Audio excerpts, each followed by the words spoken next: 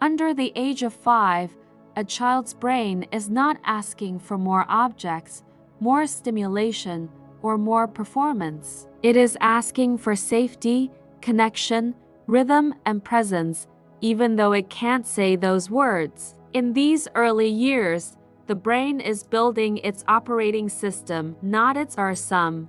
Every experience is wiring expectations about the world. Am I safe here? Am I seen? Do my needs matter?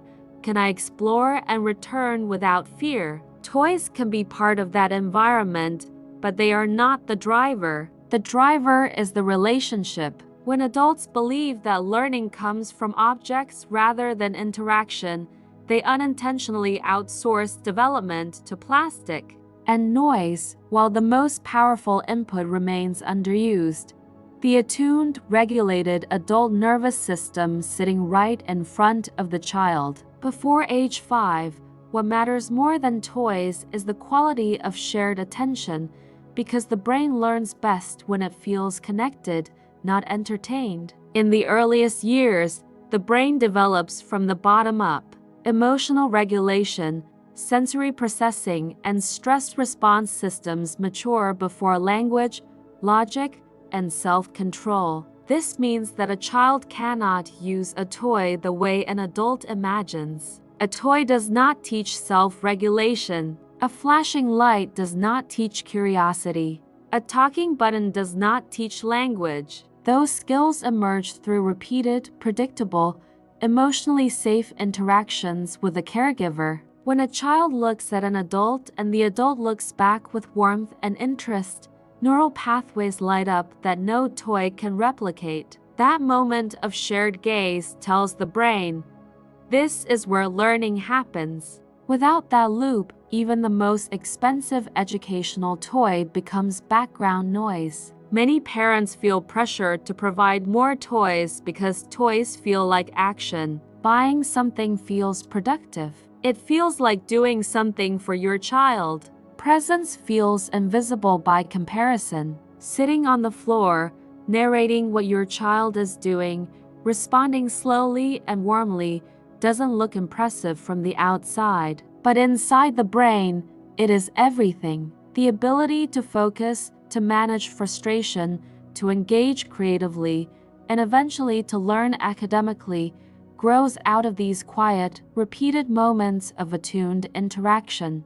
Before age 5, the brain is not strengthened by novelty as much as it is strengthened by predictability. Toys change quickly. Connection remains. Another reason toys feel important is because adults confuse stimulation with development. A toy that lights up, sings, and moves can capture attention, but attention is not the same as learning. In fact, excessive stimulation can overwhelm a young nervous system, leading to shorter attention spans and increased irritability. The brain under 5 is still learning how to filter information. When everything is loud and fast, the brain doesn't learn faster. It learns to seek constant input. What matters more than toys is a calm environment where the child can focus on one experience at a time, guided by an adult who notices, responds, and follows the child's lead rather than directing it. Language development is a clear example of this. Children do not learn language from toys that talk. They learn language from turn-taking, from pauses, from hearing their sounds answered with words, from watching a mouth form a word in response to their interest. When an adult labels what a child is looking at, waits, listens, and responds, the brain links sound to meaning, meaning to relationship. A toy cannot wait for a child's cue. It cannot adjust its response. It cannot notice confusion or curiosity. Before age 5, what matters more than toys is conversation, even when that conversation is simple, repetitive, and slow. Emotional development follows the same pattern. Young children do not yet have the brain structures to regulate big feelings on their own. When they melt down, they are not choosing to misbehave. They are experiencing nervous system overload.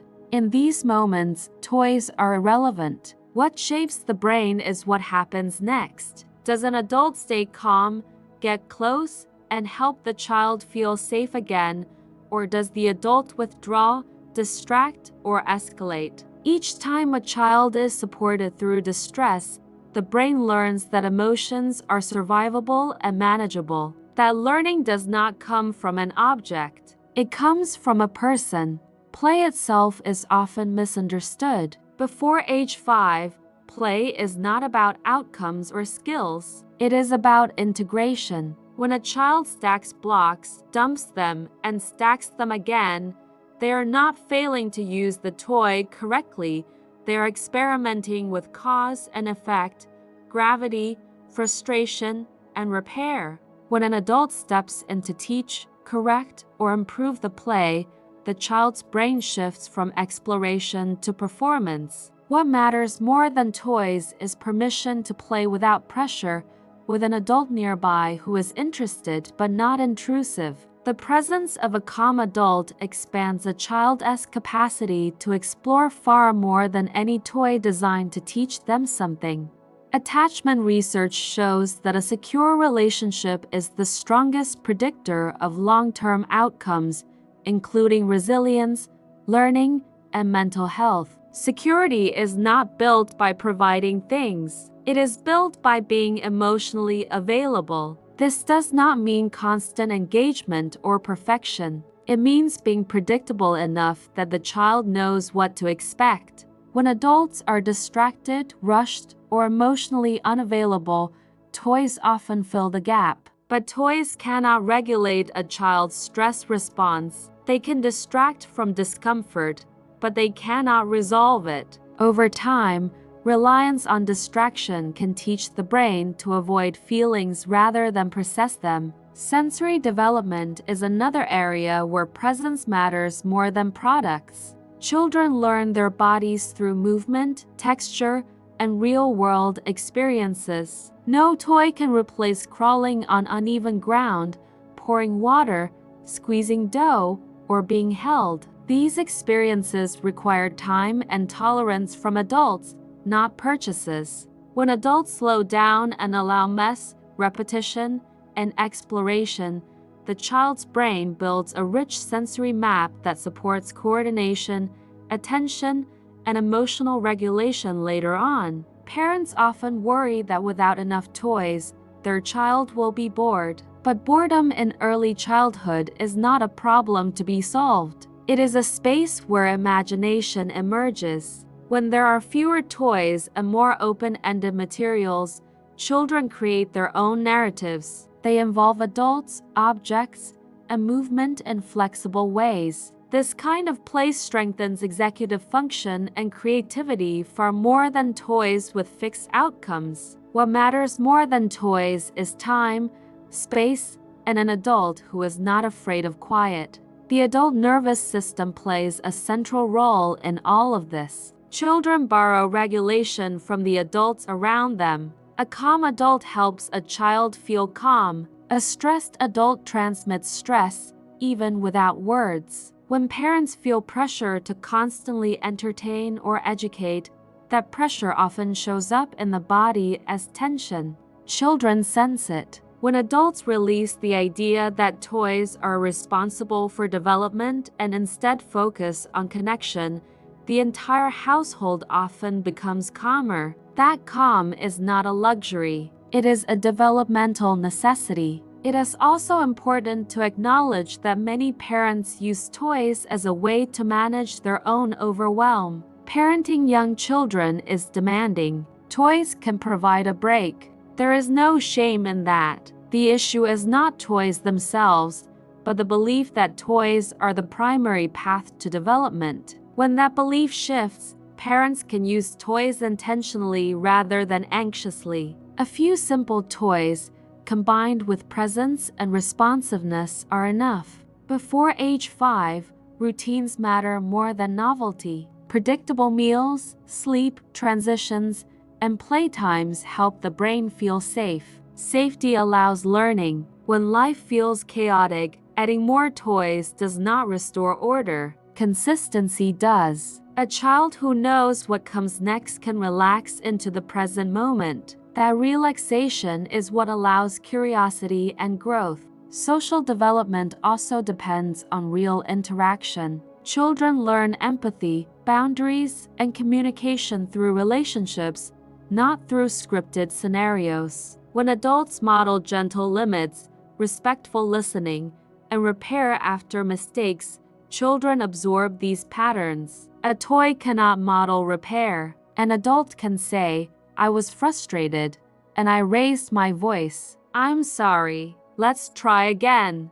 That moment teaches more about emotional intelligence than any product ever could. As children approach age 5, the foundations laid by these experiences become visible. Children who have felt secure tend to explore confidently. Children who have been listened to tend to communicate. Children who have been helped through emotions tend to manage challenges more effectively. These outcomes are often attributed to intelligence or temperament, but they are deeply shaped by early relational experiences. It's natural to want to give children everything. Love often shows up as giving, but in early childhood, love shows up most powerfully as being present, being curious, being willing to slow down. When parents shift their focus from acquiring to attuning, they often notice that their child needs less, not more. Less stimulation,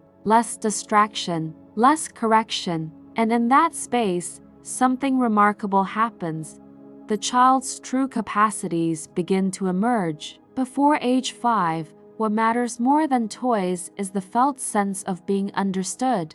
When a child feels understood, their brain organizes around trust. Trust becomes the foundation for learning, relationships, and resilience. Toys may come and go, break, or be forgotten, but the memory of being seen stays in the nervous system long after childhood ends. If there is one thing to carry forward, it is this: you do not need to do more to support your child's development. You need to be more present in the moments that already exist. Sit with them, watch them, respond to them. Let go of the idea that development is something you buy or optimize. Development is something that unfolds in relationship over time through thousands of ordinary interactions that shape a child's brain far more deeply than any object ever could.